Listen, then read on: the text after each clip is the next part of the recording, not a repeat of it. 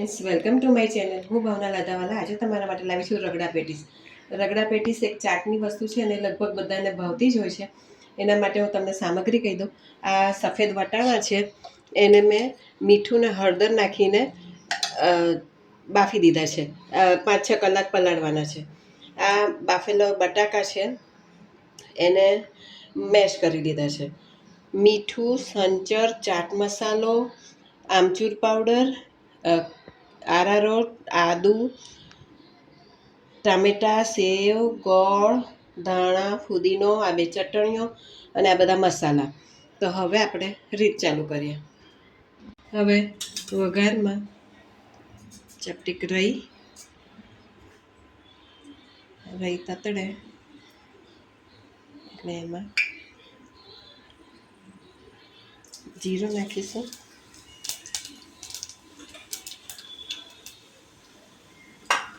અને પછી હિંગ નાખીશું, અને આ બાફેલા વટાણા. જો મેં 1 ગ્લાસ પાણી નાખીને એને ધીમા તાપે હવે ઉકળવા દેવાનું છે. હવે આપણે એમાં બધો મસાલો નાખીએ. આ આદું નાખ્યું, આ 1 ચમચી આમચૂર પાવડર નાખ્યો છે. તમે આમલી નાખવી હશે તો આમલી, અને આમલીનો પલ્પ નાખવો તો આમલીનો પલ્પ, ને આમચૂર નાખવો તો આમચૂર. થોડો ગોળ નાખ્યો, 1 ચમચી ગરમ મસાલો. બસ આટલું નાખીને એને ધીમા તાપે ઉકળવા દેવાનો છે. આ જો આવો લિક્વિડ કરવાનો છે અને એને સરસ ધીમા તાપે ઉકળવા દેવાનો છે.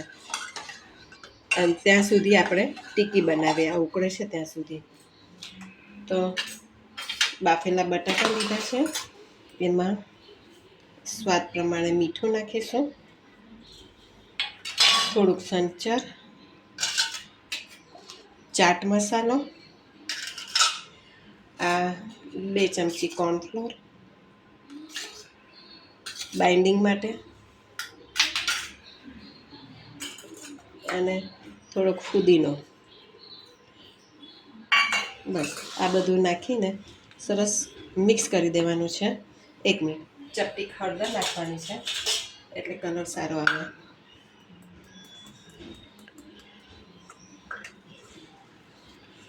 હવે આ બધું મિક્સ કરી લઉં, પછી હું તમને બતાડું.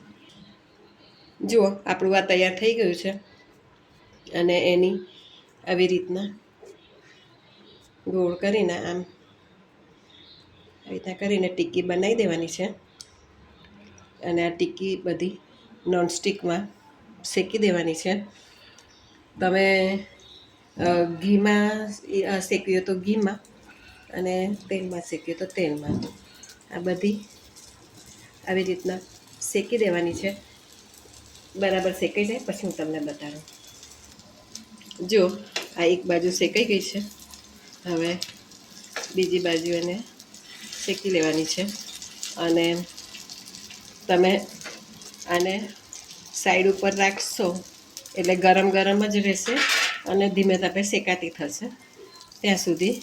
પછી બીજી આવી રીતના મૂકી દેવાની,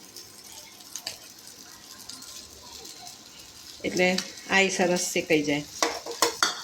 થઈ જાય એટલે તમારે સાઈડ ઉપર મૂકી દેવાની, એની મેળે ગરમ ગરમ કૂક થયા કરશે.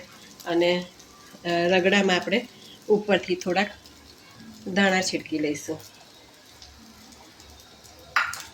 જો તમે જોઈ શકો છો આપણો રગડો પણ સરસ તૈયાર થઈ ગયો છે.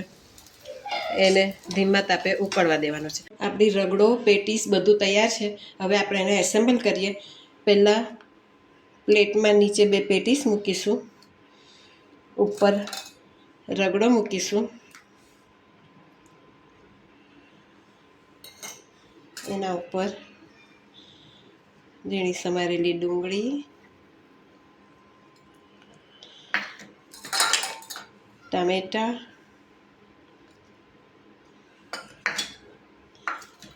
સેવો,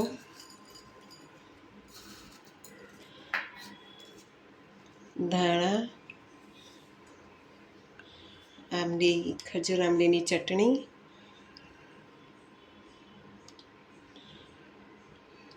અને ગ્રીન ચટણી. તો તૈયાર છે આપણી ચટપટી રગડા પેટીસ. તમે આ રગડા પેટીસ ઘરે નક્કી ટ્રાય કરજો. અને જો તમને મારી આ રેસીપી પસંદ આવી હોય તો પ્લીઝ મને સબસ્ક્રાઈબ જરૂરથી કરજો અને બેલ બટન દબાવજો. Thank you.